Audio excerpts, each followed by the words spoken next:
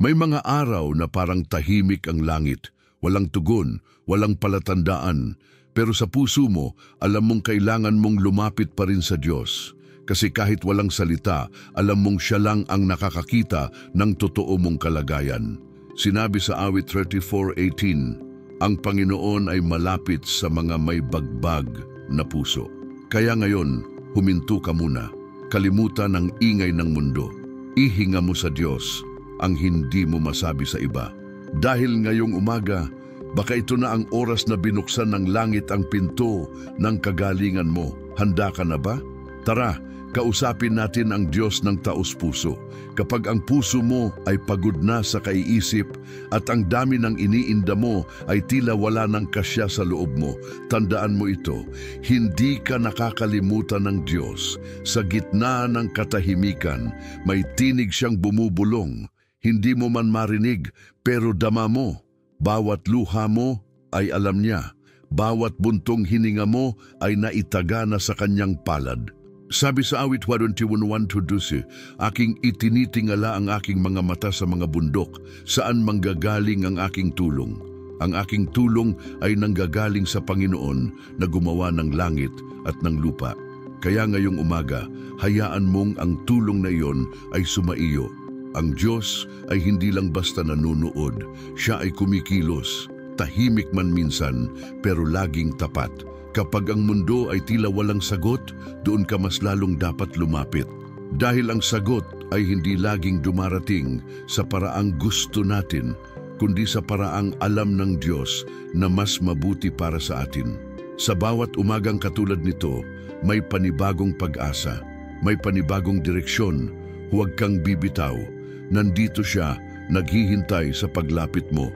At sa sandaling ito, ilalapit natin ang puso natin sa Kanya dahil ang panalangin ay hindi lang hiling, ito ay pagtitiwala. Kaya isuko natin ang araw na ito sa Kanya at hayaan nating Siya ang manguna. Isulat mo sa comments, Panginoon, Ikaw ang aking sandigan. At huwag kalimutang pindutin ang inscribe button, sabay tayong lalapit sa Diyos. Ngayon, buksan mo ang puso mo at tumayo sa harap ng Diyos. Handa na para sa malalim na pananalangin at paggawa ng Kanyang tinig sa ating buhay. Bawat sandali ngayon ay pagkakataon para dalhin sa Kanya ang tunay na ikaw, ang sugatan, ang mapag-asam, ang naghahanap ng direksyon. Sa ating paglapit, huwag tayong mangamba, sapagkat ang panalangin ng umaga, ang panalangin ng pag-asa ay may kapangyarihang magbukas ng pintuan na matagal nang nakasara. Tayo ngayon ay hindi basta nagsasalita, tayo'y nakikinig sa tinig ng Diyos na naghihintay na tayo'y tumugon.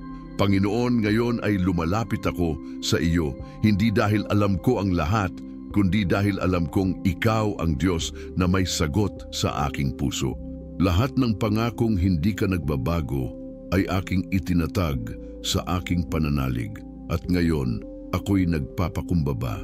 Ipinagkakatiwala ko sa iyo ang bawat huling minuto ng gabi na tila walang maliwanag. Ang bawat tanong na hindi ko alam kung sino'y sasagot. Ang bawat pagpipigil sa sarili kong nais sumigaw. Sapagkat sabi sa banal na kasulatan, ipagkatiwala ninyo sa Kanya ang inyong mga alalahanin sa buhay, sapagkat Siya'y nagmamalasakit sa inyo. Dear Fernando Pedro, 5:7, habang inaabot ko ang aking mga kamay, hinihingi ko ang iyong kapayapaan, ang kapayapaang higit sa lahat ng pangunawa. Dalangin ko na ang iyong presensya ay maging malapit, mas malapit kaysa sa hangin na aking hinihinga. Ipagkaloob mo na ang direksyon na magpapaliwanag sa aking daan, ang liwanag na pupuno sa mga anino ng aking takot at ang lakas na magpapanatili sa aking pag-asa. Tulungan mo akong maniwala na ang bawat hakbang, kahit maliit, ay may saysay dahil kasama ka. Panginoon, ngayon ay sinasabi ko, kahit hindi ko nakikita ang buong larawan, naniniwala ako sa iyong paggagawa sa likod ng tabing. Kahit ang mga oras na ako'y nagdududa, pinipili ko pa ring manalig sapagkat ang iyong katapatan ay hindi nakadepende sa aking damdamin, kundi sa iyong karakter. Hayaan mong ang iyong pangako na hinding-hindi kita iiwan at hindi kita sasakyan ay maging tangi kong sandalan. Ibig kong maramdaman ang iyong kamay sa aking buhay at marinig ang iyong tinig na sumasagot, "Ako'y narito, anak ko." Habang ako'y nakikinig sa iyong katahimikan, itinataas ko ang aking pag-asa. Hindi ako nag-uusig ng kung bakit. Sa halip, hinihiling ko ang pakita mo sa akin kung ano ang susunod. Dahil ang panalangin ng umaga ay hindi nagsisimula sa mga sagot lamang. Nagsisimula sa paglapit sa puso ng Diyos. At ngayon, sa bawat hibla ng aking panalangin, binubuo ko ang aking buhay sa ilalim ng iyong pananaw. Hindi ng aking limitadong pagtingin. Nandito ako sa iyong harapan, handang tanggapin ang pagbabago, handang makinig sa iyong direksyon, handang maging kabahagi ng iyong plano. At sa sandaling ito, hinihingi ko ang iyong pagpapabanal. Ipinta sa aking isip ang larawan ng buhay na may layunin, buhay na may linaw, buhay na ginabayan ng iyong salita. Hayaan mong ang aking pagninilay-nilay ngayon ay maging simula ng pagyakap sa iyong tapat na pagmamahal at sa iyong magandang plano. Sapagkat ang panalangin ng umaga ay hindi lang ritual. Ito ay pagtawag ng aking kaluluwa sa Kanya. At habang ginawa ko ito, sinasabi ko sa sarili ko at sa iyo rin, huwag kang matakot na ipasok ang buong pusong pagsamba, buong pusong pagligaya, buong pusong pagtitiwala. Dahil ikaw ay tinatawag at ang Diyos mo ay nagmamalasakit sa iyo. Ngayon, habang tayo ay nasa tahimik na sandali nito, ipaalala sa iyong sarili, ang direksyon ng Diyos ay hindi basta liko lamang. Ito ay tuloy-tuloy na paglalakad sa iyong presensya. At ikaw, anak ng Diyos, ay inilalakad patungo sa isang bagong araw. Patuloy kang magsabi, "Panginoon, Ikaw ang aking sandigan, Ikaw ang aking daan." At ngayon, ipagkatiwala mo na ang susunod na bahagi, sapagkat darating na ang sandaling lalawigin ang ating panalangin, aakyat tayo sa mas malalim na pakikipag-usapan sa Diyos. Huwag ka munang aalis, sabayan mo ako. Sumulat sa mga komento, "Panginoon, Ikaw ang aking ligtas at gabay." At huwag kalimutang mag-subscribe dahil magpapatuloy tayo sa paglalakbay ng pag-asa at direksyon sa iyong araw-araw. Hindi lahat ng tanong ay kailangang masagot ngayon. Minsan, ang pananampalataya ay hindi pag-unawa kundi paglakad, at sa bawat hakbang, ang tanong ay ito, kanino ka sumusunod? Sa takot ba? Sa sarili mong plano? O sa Diyos na may plano para sa iyo kahit hindi mo pa alam kung paano ito magaganap? Isipin mo si Joseph, itinapon sa balon, ibinenta bilang alipin, ikinulong ng walang sala, parang sunod-sunod na kapighatian. Pero sa likod ng lahat ng iyon, may ginagawa ang Diyos. May inaayos siya. Hindi niya sinabi kung kailan matatapos ang pagsubok, pero hindi rin siya kailanman nawala. Ang sabi sa Genesis 39:2, at ang Panginoon ay kasama ni Jose at siya'y naging isang lalaking mapalad. Mapalad kahit nasa kulungan, mapalad kahit sa gitna ng kawalan. Anak, baka nararamdaman mong parang ikaw na ang pinakalimot. Parang kahit ilang dasal na ang sinabi mo, walang sagot. Pero alalahanin mo, ang katahimikan ng Diyos ay hindi kanyang kawalan. Minsan, tahimik siya kasi nagtuturo siya. Tahimik siya kasi sinusubok niya kung hanggang saan ang tiwala mo. Tahimik siya pero nandyan siya, nagmamasid, kumakalinga, naghahanda ng bagong yugto para sa buhay mo. Kapag hindi mo alam ang susunod na hakbang, huminto ka, hindi para sumuko, kundi para lumuhod. Dahil ang panalangin ay hindi laging para baguhin ang sitwasyon. Minsan, ito'y para baguhin ang puso. Kapag binuksan mo ang puso mo sa Diyos, binubuksan niya rin ang mga pinto na ni hindi mo alam na umiiral. Kaya huwag mong maliitin ang panalangin mo. Kahit simpleng, "Panginoon, tulungan mo ako," ay sapat para makagalaw ang langit sa ngalan mo. Isang araw, lahat ng tanong mo ay magkakaroon ng sagot. Pero sa ngayon, sapat na ang salitang ito, sumunod ka. Sapagkat sa pagsunod, doon lumalalim ang tiwala. Doon lumalawak ang pananampalataya. Doon mo makikilala ang Diyos hindi lang bilang tagapagligtas, kundi bilang Ama, kaibigan, gabay, tagapagtanggol. Ang sabi sa Kawikaan 3:25-6, magtiwala ka sa Panginoon ng buong puso mo at huwag kang manalig sa sarili mong kaalaman. Sa lahat ng iyong mga lakad ay kilalanin mo siya at itutuwid niya ang iyong mga landas. Ibig sabihin, hindi mo kailangang maunawaan ang lahat para makalakad sa direksyon ng Diyos. Kailangan mo lang maniwala. Sa bawat umaga na binubuksan mo ang mata mo, may pagkakataon kang simulan ulit. Hindi mo kailangang bitbitin ang bigat ng kahapon. Hindi mo kailangang isugal ang kinabukasan mo sa pag-aalinlangan. Pwede kang magdesisyon ngayon. Panginoon, gusto kong sumunod. Hindi ko man alam kung saan ito hahantong, pero alam kong kasama kita. At habang ginagawa mo yan, makikita mo, hindi pala importante kung maliwanag ang daan. Ang mahalaga, alam mong may kamay na humahawak sa iyo habang naglalakad ka. Hindi mo kailangan ng buong plano. Kailangan mo lang ng sapat na pananampalataya para sumunod sa unang hakbang. Tandaan mo si Pedro, tinawag siya ni Jesus habang siya'y nasa bangka. Lumakad ka sa tubig. Imposible, walang garantiya. Pero habang nakatuon ang mata niya kay Jesus, lumakad siya. Hindi sa tubig, kundi sa pananampalataya. At nang siya'y lumubog, hindi siya pinabayaan. Hinawakan siya ng Panginoon. Ganyan din ang Diyos sa iyo. Tatawagin ka niya sa mga lugar na hindi pamilyar, hindi komportable, pero puno ng himala, basta't ang mata mo ay nasa Kanya. At kung sa puso mo ngayon may kirot, may pagkalito, may lungkot na hindi mo mabigyang linaw, sabihin mo ito, Panginoon, hindi ko na kailangan ng paliwanag, kailangan ko lang Ikaw. Dahil sa Kanyang presensya, mas nagiging malinaw ang lahat, ang direksyon, ang sagot, ang kapayapaan. Hindi man bigla pero siguradong dumarating. Kaya ngayon, tanungin mo ang sarili mo, sa gitna ng lahat, kanino ka susunod? Sa takot na bumubulong na wala ng pag-asa o sa tinig ng Diyos na nagsasabing, halika, ako ang daan. Anak, may direksyon ng Diyos para sa iyo. Hindi ito palaging madali, pero palaging makapangyarihan, palaging may layunin, palaging may liwanag. Huwag mong sukuan ang sarili mo dahil lang sa tagal ng sagot. Hindi ka iniiwan ng Diyos, inihahanda ka niya. At darating ang araw, baka ngayong araw na ito, na maiintindihan mo kung bakit Kanya dinala sa landas na ito. Gusto mo bang ipagpatuloy ang hakbang mo kasama siya? Gusto mo bang ituloy ang panalangin na may panibagong tiwala at pananampalataya? Kung oo, isulat sa mga komento, Panginoon, susunod ako sa iyong plano. Pwede mo rin idagdag ang isang personal na panalangin.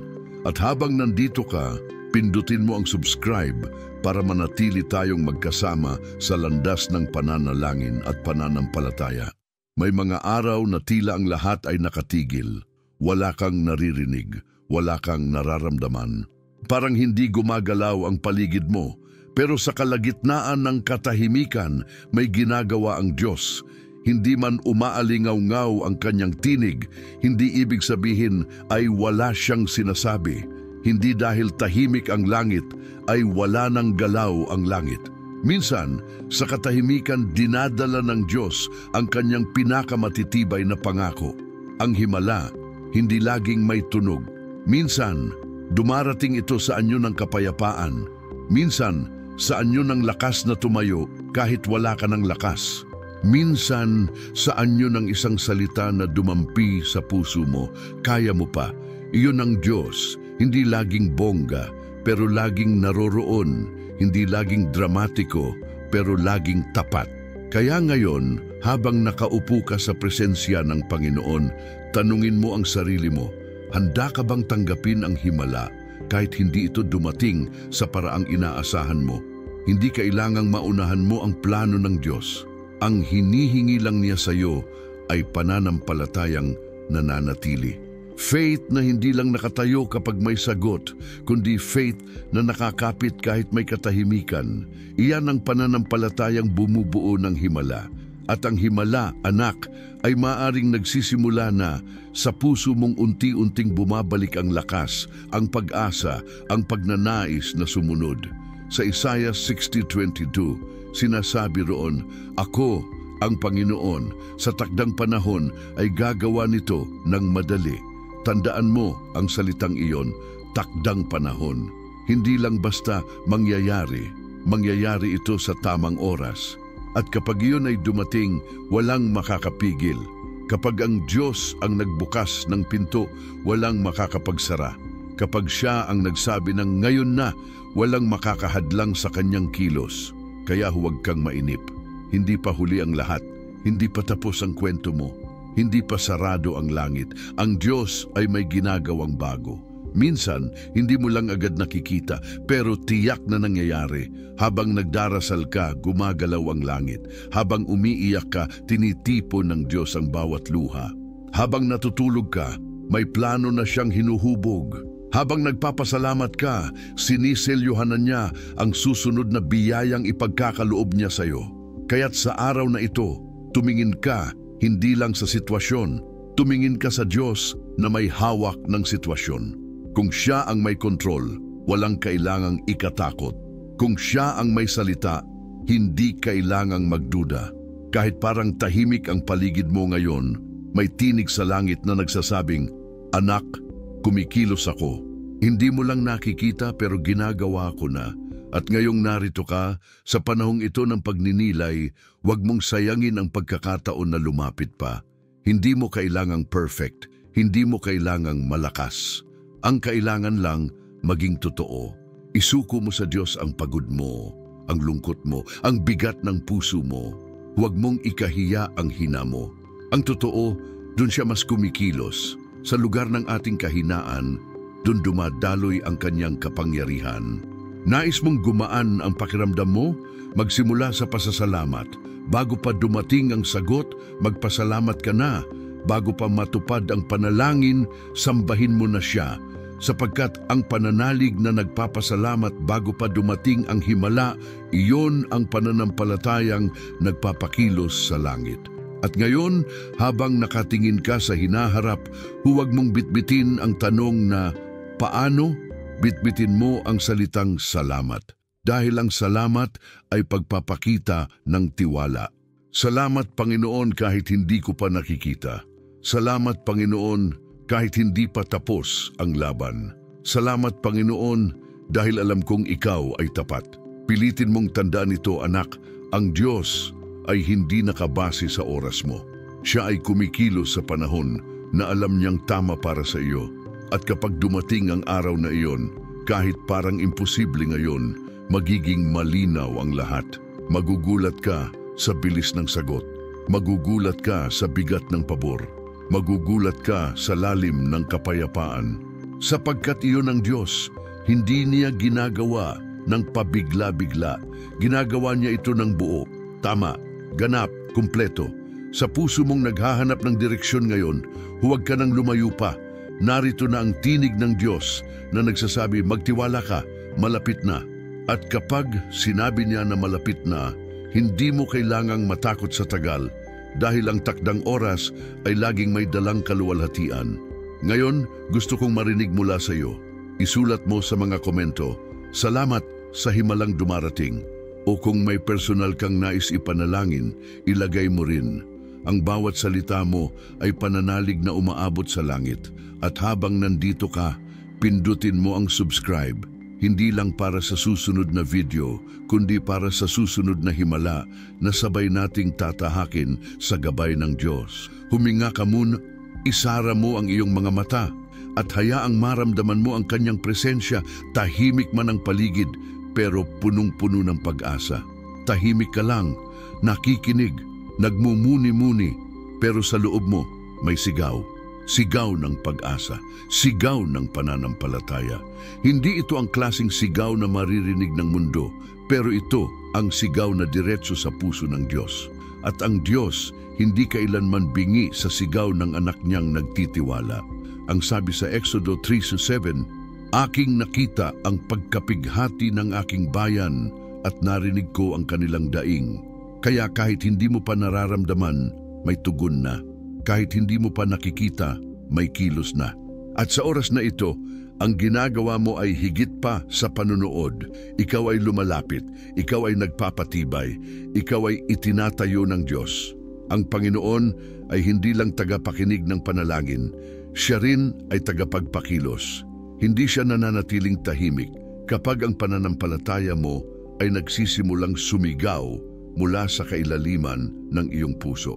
Ang bawat dasal mo, ang bawat Panginoon, tulungan mo ako, ay hindi lumalampas. Sa katunayan, isa-isa niya itong iniipon.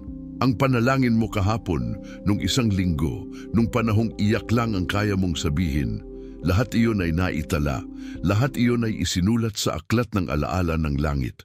Ngayon hayaan mong ang pananalita mo ay hindi lang paghiling. Gawin mo rin itong deklarasyon. Sabihin mo ng buo ang loob, mananatili akong nagtitiwala. Kasi minsan, hindi sa sagot nasusukat ang pananampalataya, kundi sa pananatiling umaasa kahit wala pang sagot. At yan ang klase ng pananampalatayang sinusuklian ng langit, yung pananampalatayang ayaw bumitaw kahit pagod na. Tingnan mo si Abraham. Inabot siya ng taon bago natupad ang pangako sa kanya, pero hindi siya bumitiw.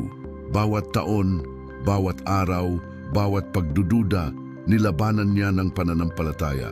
Dahil alam niyang kapag ang Diyos ang nangako, tiyak ang katuparan. Hindi niya alam kung kailan, hindi niya alam kung paano, pero alam niya kung sino. Alam niyang si Yahweh ay Diyos na tapat at hindi kailanman nagbabago. At ikaw din, anak, hindi mo kailangang alam lahat, hindi mo kailangang kontrolado ang lahat. Ang kailangan mo lang ay isang matatag na oo sa Diyos. Oo, Panginoon, kahit hindi ko nakikita. Oo, Panginoon, kahit hindi ko nararamdaman. Oo, Panginoon, kahit wala pa sa kamay ko ang inaasam ko. Dahil sa puso ko, alam kong gumagalaw ka. Ngayon ang tamang oras para sabihing, tama na ang pag-aalala. Panahon na para sumampalataya. Dahil habang nag-aalala ka, walang nagbabago. Pero kapag nanampalataya ka, kahit hindi agad magbago ang sitwasyon mo, nagbabago ang puso mo. At minsan, yun lang ang kailangan para makakita ng himala. Ang pagpapala ay hindi laging dumaraan sa biglaang pagputok ng langit. Minsan dumarating ito sa katahimikan ng tiwala, sa kalmadong pagsunod, sa tuloy-tuloy na panalangin kahit walang naririnig na tugon. Iyon ang pagsamba, iyon ang pagsuko, iyon ang pananampalatayang binibigyang halaga ng Diyos. At ngayon, ito na ang panahon para bumangon, hindi lang mula sa pagkakadapa, kundi mula sa takot, mula sa pag-aalinlangan, mula sa pagiging komportable sa pagkakulong sa loob ng baka hindi, baka wala, baka hindi para sa akin. Hindi. Ito na ang oras na sabihing ito ay para sa akin. Ito ay pinangako ng Diyos. Ito ay darating sa tamang oras at tatanggapin ko ito ng may pasasalamat. Kaya huwag mong hayaan na matapos ang araw na ito nang wala kang nasabing deklarasyon. Huwag mong hayaang manahimik ang bibig mo sa oras na ito ng pananalig. Pumili ka ngayon kung ano ang sasabihin mo. Alin ang hahayaan mong manaig, ang takot o ang paniniwala? At habang narito tayo, kasama mo ako sa pananalangin na ito. Hindi kita kilala ng personal, pero alam kong sa pagkakataong ito, ang Diyos ay may sinimulan sa loob mo. May linaw na unti-unti mong nararamdaman. May kapayapaan na unti-unting bumabalot at may katiyakan na unti-unting tumitibay sa puso mo. Ipagpatuloy mo ito, ituloy mo ang pananalig. Gawin mong araw-araw ang pakikinig sa tinig ng Diyos, sa panalangin ng umaga, sa gabing tahimik, sa gitna ng abalang mundo. Hanapin mo siya at makikita mo, hindi mo pala siya kailanman nawala, nariyan lang siya, hinihintay kang lumingon. Ngayon, kung sa puso mo nararamdaman mong may ginagalaw ang Diyos, huwag mong hayaang lumipas ito na walang tugon. Sumagot ka sa Diyos sa sarili mong salita o sumulat ka sa komento ng salitang, "Tunay kang tapat, Panginoon, gusto kong makita ang iyong pananampalataya." At kung may panalangin kang nais naming isama, ilagay mo rin. At habang nandito ka pa, pindutin mo ang subscribe. Hindi lang para sa susunod na video, kundi para manatili kang konektado sa panalangin sa salita ng Diyos at sa komunidad na sama-samang lumalapit sa presensya ng Panginoon araw-araw. Ngayon, huminga ka, isara mo ang mata mo, at hayaang sa sandaling ito, maramdaman mong hindi ka nag-iisa. May Diyos na kasama mo, may Diyos na gumagawa ng bago, may Diyos na nagmamahal sa iyo, nang higit pa sa kaya mong sukatin. Habang humihinga ka ng malalim ngayon, pakiramdam mo parang may bagong simula. Hindi dahil biglang nawala ang lahat ng problema, kundi dahil alam mong hindi mo na ito kailangang dalhin mag-isa. May Diyos na sumama, may Diyos na gumabay, may Diyos na nagsabing, hindi kita iiwan, ni pababayaan man. Idat siyang salita na yan, hindi lang iyan pang-aliw, yan ay pangako. At ang pangako ng Diyos ay hindi kailanman napapako. Kaya sa pagtatapos ng ating pananalangin, tandaan mo ito, ang direksyon ng Diyos ay hindi palaging tuwid, pero palagi itong tama. Maaring kailangan mong lumiko, huminto, umikot o bumalik, pero ang mahalaga, hindi ka naglalakad ng mag-isa. At habang lumalakad ka, may ginagawa ang Diyos sa puso mo. Pinapatibay ka, inaayos ka, hinuhubog ka, pinapanday ka para sa isang bagay na mas malaki kaysa sa iniisip mo. Huwag mong sukatin ang araw mo base sa dami ng problema. Sukatin mo ito base sa presensya ng Diyos sa araw-araw. Dahil kahit puno ng pagsubok ang daan, kung kasama mo si Kristo, tagumpay pa rin yan. Ang totoong tagumpay ay hindi kawalan ng bagyo, kundi kapayapaan sa gitna ng bagyo. At yan ang meron ka ngayon, kapayapaan. Hindi lang dahil payapa ang paligid, kundi dahil payapa ang puso mo. Maraming tao ang humihingi ng himala, pero ayaw sumailalim sa proseso. Tandaan mo, bago ang himala, may paghihintay. Bago ang sagot, may pananampalataya. Bago ang tagumpay, may pagsubok. At kung ikaw ay nasa gitna ng prosesong yan ngayon, huwag kang bibitaw. Huwag mong hayaang agawin ng takot ang ipinaglalaban ng pananampalataya mo. Sapagkat ang takot ay laging sumisigaw, pero ang Diyos ay laging tumutugon.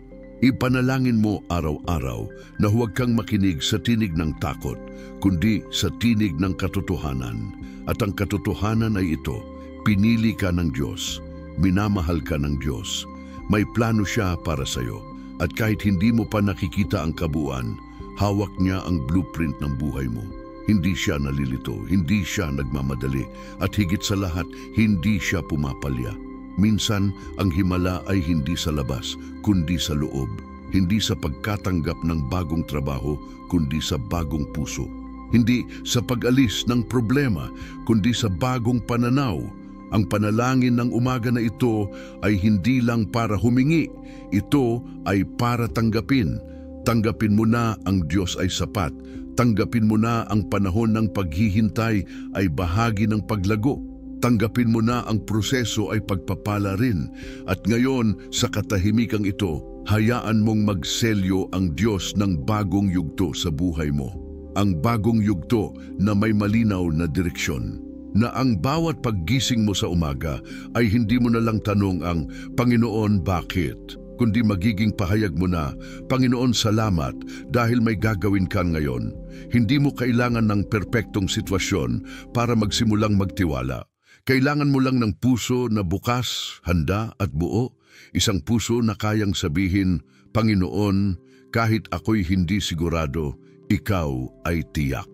Isang puso na hindi umaasa sa dami ng nakikita, kundi sa lalim ng pagkakilala sa Diyos na buhay, tapat at hindi nagpapabaya. Kung naramdaman mong kinausap ka ng Diyos ngayong araw, huwag mong hayaang matapos ito ng walang tugon. Ito ang oras para magdesisyon, hindi para manood lang, kundi para lumakad, para isabuhay ang panalangin, para tanggapin ang katotohanan na may Diyos na gumagabay sa iyo ngayon. Oo, ngayon mismo. At kung totoo sa iyo yan, gusto kong isulat mo sa mga komento, gabayan mo ako, Panginoon. Ikaw ang direksyon ko.